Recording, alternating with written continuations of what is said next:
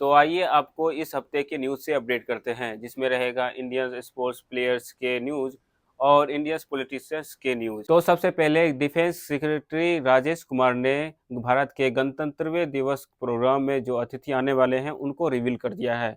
तो सबसे पहले यूरोपियन कैबिनेट प्रेसिडेंट जो है एंटोनियो कास्टो वो आने वाले हैं, और दूसरा है European commission president Ursula von der Leyen, ये दोनों आने वाले हैं। उसके बाद केरल विधानसभा चुनाव जो इसी साल होने वाला है अगस्त सितंबर में, तो केरल के नेमो असेंबली के लिए बीजेपी की तरफ से राजीव चंद्रशेखर लड़ेंगे, और कांग्रेस सरकार के कुछ मंत्रियों के अनुसार शशि थरूर जो है कांग्रेस के तरफ से नेमो असेंबली के लिए इलेक्शन लड़ेंगे।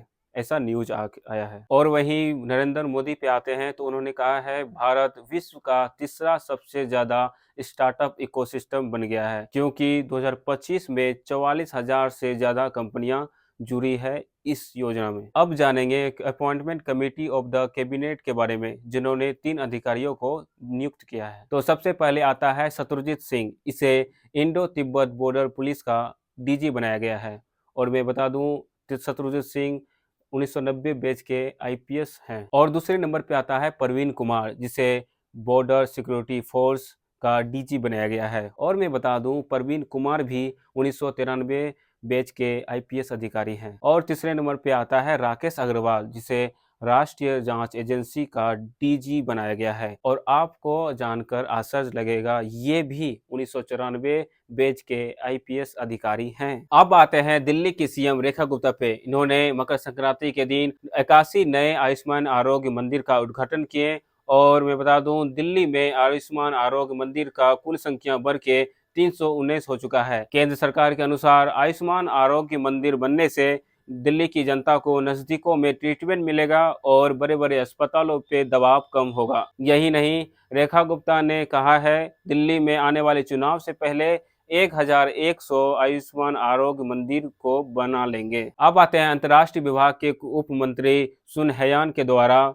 भाजपा के कुछ मंत्रियों को चीनी कम्युनिस्ट पार्टी से मुलाकात कराया गया। ये मुलाकात 2020 के गलवान संघर्ष और 2024 में भारत चीन के मनमुटाव को दूर करने के लिए कराया गया था। और यही नहीं, भारत में चीनी राजदूत जू फैडहोंग भी मौजूद थे। उसके बाद लोकसभा स्पीकर ओम बिरला पे आते हैं। उनका कहना है टीएमसी के सांसद ने जो ई सिगरेट का यूज किया है उन पे कथित कार्रवाई किया जाएगा। और ये शिकायत बीजेपी के सांसद अनुराग ठाकुर ने किया था। उनका मानना है टीएमसी के सांसद के कार्यवाही के समय ई सिगरेट पी रहे थे। जैसे कि मैं बता दूं, भारत में ई सिगरेट का पीना प्रतिबंध है। ये सब तो चल ही रहा था, लेकिन केरल के विधायक राहुल ममकुटाथिल को बलात्कार के आरोप में गिरफ्तार किया गया। केरल की महिला जो कनाडा में रहती है और सोशल मीडिया से कनेक्ट होती है विधायक से, क्योंकि वह अपने शादीशुदा जीवन से परेशान चल रही थी। महिला का आरोप है कि विधायक ने शादी का झांसा देके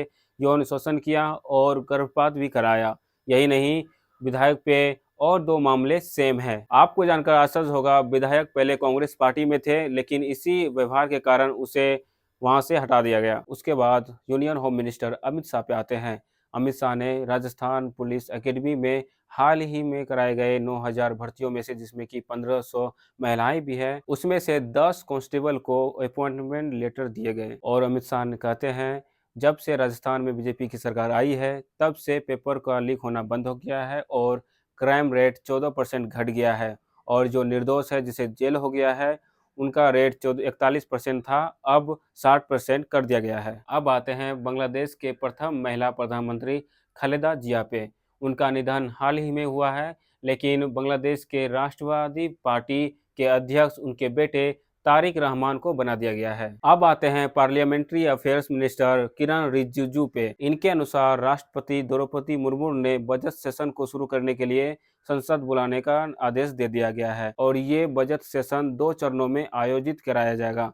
पहला चरण 13 फरवरी को समाप्त होगा और दूसरा सेशन 9 मार्च से स्टार्ट होगा और 2 अप्रैल तक चलेगा। अब आते हैं राजस्थान के सीएम भजन लाल शर्मा पे। उनका कहना है हमारी सरकार जितने भी वादे किए थे उनका 70% काम पिछले 2 सालों में हो चुका है। जैसे कि डायल 181, पुलिस और राजस्थान की जनता के शिकायतों को अच्छे से सुनना, और व्हाट्सएप, ट्विटर जैसे अन्य प्लेटफॉर्म से भी शिकायत को तेजी से सोल्व करना। और वहीं दिल्ली के शिक्षा मंत्री आशीष सूद ने दिल्ली स्टार्टअप युवा का शुभारंभ किया। उनके अनुसार दिल्ली को स्टार्टअप का राजधानी बनाना है। और मैं बता दूं, इस प्रोग्राम में 75,000 से भी ज्यादा स्टार्टअप जुड़े हैं, जिसमें कि इसका वृद्धि दर हर एक साल 30% से भी ज्यादा है। और लास्ट में सबरीमाला मंदिर के मुख्य आरोपी उन्ना कृष्णन पुट्टी के प्रिय मित्र कंडारू राजीवरू को एसआईटी स्पेशल इन्वेस्टिगेशन टीम ने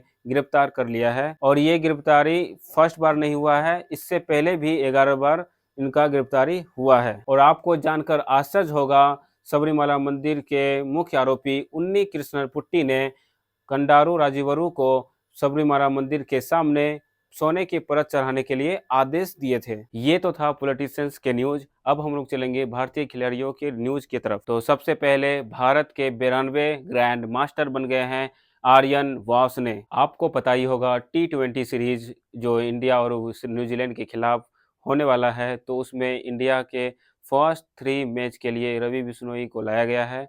उनसे पहले तिलक वर्मा थे जो इंजर्ड है, और उससे भी पहले श्रेयस अय्यर थे जो इंजर्ड हो चुके हैं कोइंसिडेंटली। तो आपको यह भी पता होगा कि भारत में WPL चल रहा है, तो आरसीबी प्लेयर्स श्रियंका पाटिल ने 3 मैचों में 4 से अधिक रन बनाने वाली पहली महिला खिलाड़ी बन चुकी है। और इसके पहले मुंबई इंडियंस की महिला खिलाड़ी एमेरिया केर थी, जिन्होंने 2 मैचों में 4 से अधिक रन को बनाया था। 7th premier league men's football team जो खेला जा रहा है, तो उसी में एक टीम है मैनचेस्टर यूनाइटेड फुटबॉल टीम। तो उन्होंने इंटरिम कोच के रूप में माइकल कैरिक को नियुक्त किया है। और हाँ, T20 वर्ल्ड कप के लिए कनाडा पहली बार अपना 15 स्क्वाड का टीम अनाउंस किया है। और आपको जानकर आश्चर्य होगा, विराट कोहली न्यूजीलैंड के खिलाफ ओडीआई मैचों में सबसे ज्यादा रन बनाने वाले खिलाड़ी बन गए हैं। मुंबई इंडियंस की स्कीपर हरमनप्रीत कौर बन गई है दूसरे ऐसे खिलाड़ी जिन्होंने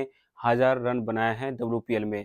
पहले खिलाड़ी है नेट सिवर ब्रूंट, जिन्होंने 1000 रन को बनाया है WPL में। और वहीं IBSF विश्व स्कूनर रह चुकी अनुपमा रामचंद्रा ने राष्ट्रीय बिलियर्ड्स का खिताब को जीता। कनाडा की टेनिस खिलाड़ी मिलोस रौनिक ने ऐलान किया है कि वो संन्यास लेगी। और मैं बता दूं, मिलोस रौनिक विश्व के तीसरे नंबर पे आने वाले टेनिस प्लेयर्स हैं। और लास्ट और नॉट लीस्ट मैं बता दूं, श्रीलंका ने अपने होम ग्राउंड में पाकिस्तान को 14 रन से हराया है 14 साल बाद। मतलब होम ग्राउंड में श्रीलंका ने 2012 में हराया था T20 अंतर्राष्ट्रीय मैचों में। आई होप आपने इस वीडियो को लास्ट तक देखा है, और आगे हफ्ते में मिलते हैं।